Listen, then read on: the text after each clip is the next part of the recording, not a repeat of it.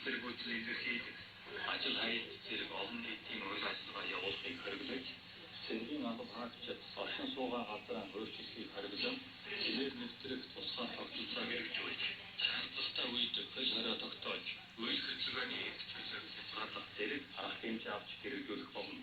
Украиний үндэсний аюулгүй байдал Батламбал хорооны нарийн бичгийн дараа Данилов 23-ны өдрийн Сеулийн Бакурс дээр хэлсэн.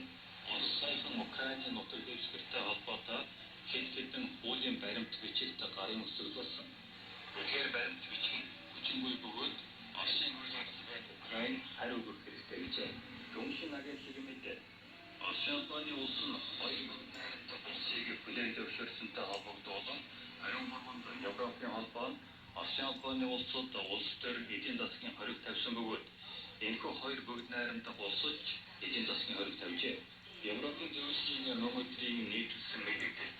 Европын холбооны хоёр бүгд найрамдах улсыг хүлээн зөвшөөрсөн Оросын албаны улсын төрийн дуумын 351 гишүүн Оросын албаны улсын засгийн газрын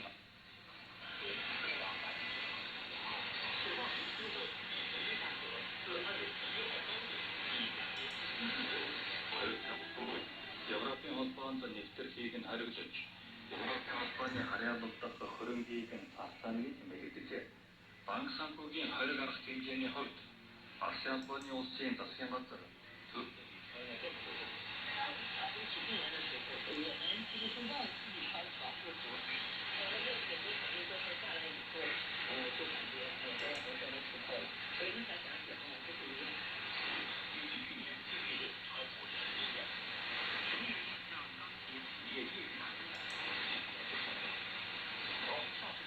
Борис Джонсонтой 7 хоног бүрдээ тогтмол явагддаг тэлээ хурал хийжээ.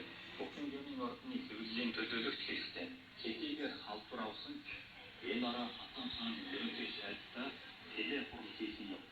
Хасан хаан 7 хоног бүрийн сайд барьж парламентийн